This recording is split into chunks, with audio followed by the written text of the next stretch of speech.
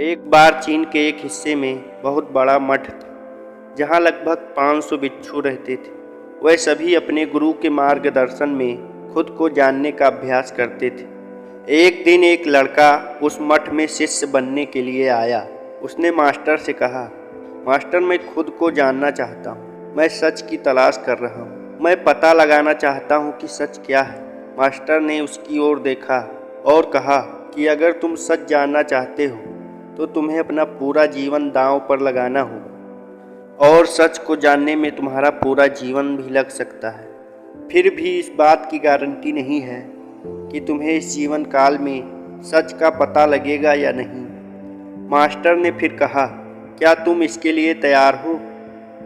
शिष्य ने कहा, मास्टर, मैं यहाँ पीछे मुड़ने के लिए नहीं आया हूँ, मैं इसके लिए तैयार हूँ। मास्टर बोला, अगर तुम तैयार हो तो मेरी सारी बातों को मानना पड़ेगा।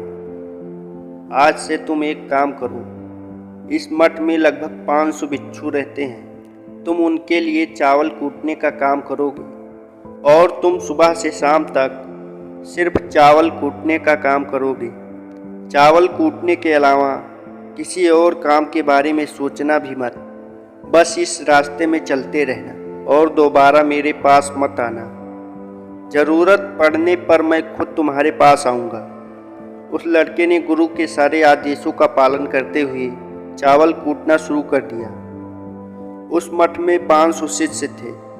उन सभी को समय समय पर भोजन की आवश्यकता पड़ती थी, इसलिए वह बहुत जल्दी उठ जाता था और रात को देर तक चावल कूटता रहता था। जब थक जाता तो उसी कमरे में सो जाता जहाँ वो चावल कूटता था।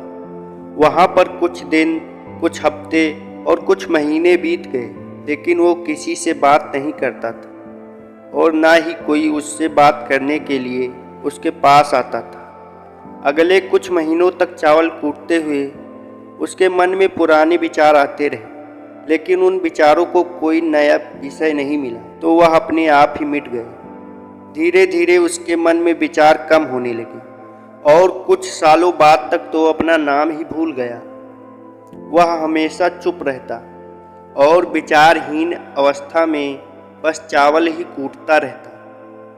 उसने ना तो कभी ध्यान किया था और ना कभी शास्त्र पढ़ा था। मठ के बाकी शिष्य उसे मूर्ख समझते थे। उसे चावल कूटते हुए लगभग 12 साल बीत गए।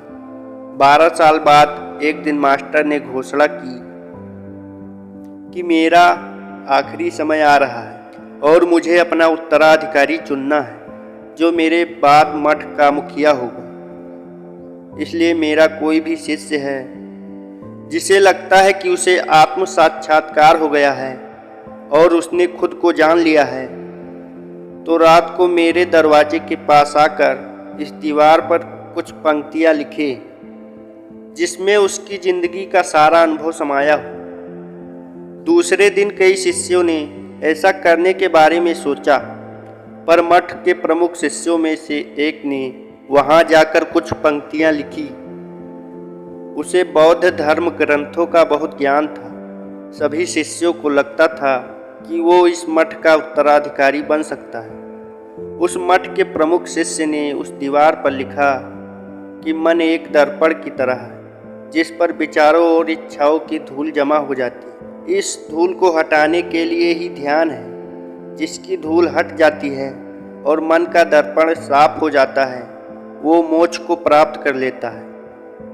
वह शिष्य सारी बातें लिखकर अपने कक्ष में चला गया।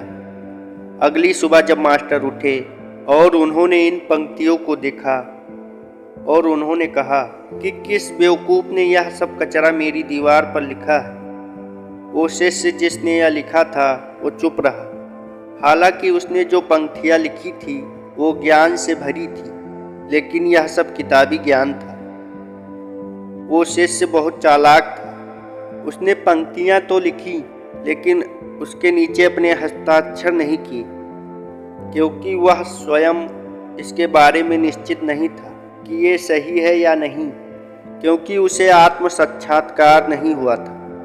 गुरु ने पंक्तियों को पूरी तरह से खारिज कर दिया। यह देखकर सभी हैरान रह गए। ये घटना पूरे मठ में चर्चा का विषय बन गई। इस विषय पर बात करते हुए दो शिष्य उस शिष्य के पास से गुजरे जो 12 साल पहले यहाँ आया था।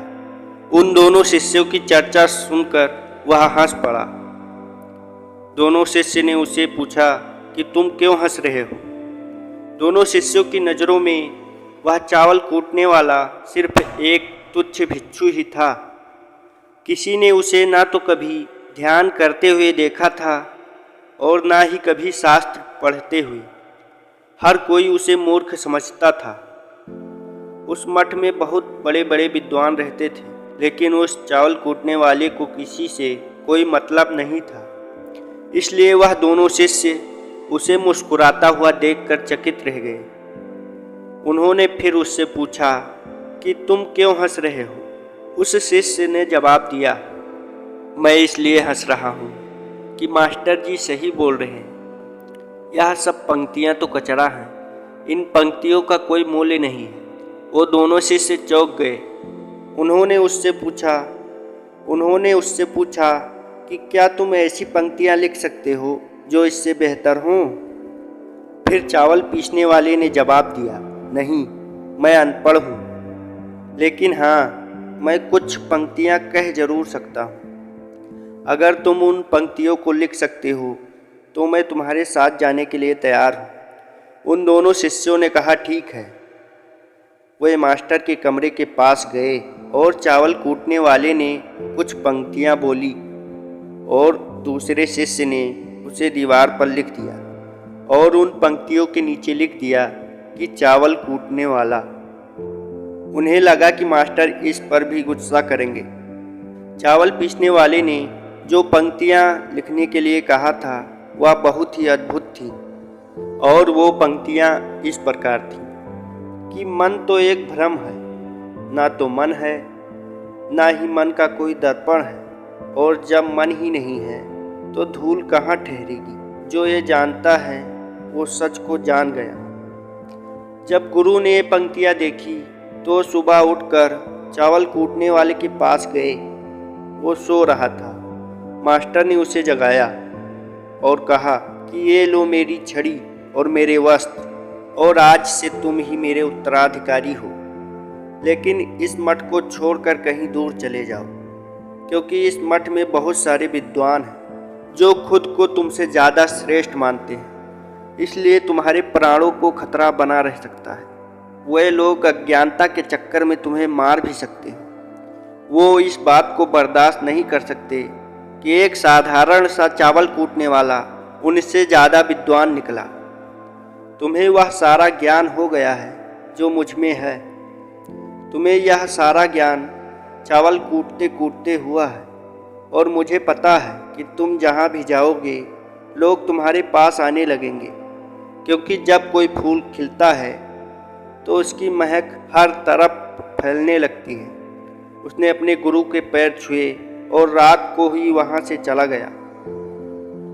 दोस्तों, अगर हम अपनी ज़िंदगी में देखें तो पाएंगे बहुत से लोग सोचते हैं कि ध्यान केवल एक ही जगह बैठकर आंखें बंद करके ही किया जा सकता है, लेकिन हकीकत में ऐसा नहीं है। ध्यान तो कहीं भी चलते फिरते भी किया जा सकता है। अपना कुछ काम करते हुए भी ध्यान किया जा सकता है। असल में ध्यान का मतलब यह है कि आप जो काम कर रहे हैं उसे इतनी शिद्दत से करें कि आपको आपके शरीर का भी ख्याल ना रहे, बिल्कुल उस चावल पीसने वाले की तरह जो चावल कूटने में इतना मग्न हो गया कि उसे अपना ख्याल भी नहीं रहा। हमें वर्तमान में ही रहना चाहिए और अच्छे विचारों को ही अपने मन में आने देना चाहिए। मन तब तक ही है जब तक विचार है। जब विचार ही नहीं रहेंगे तो मन भी गायब हो जाएगा। जब मन ही नहीं रहेगा तभी तुम अपने आप को अच्छे से जान पाओगे।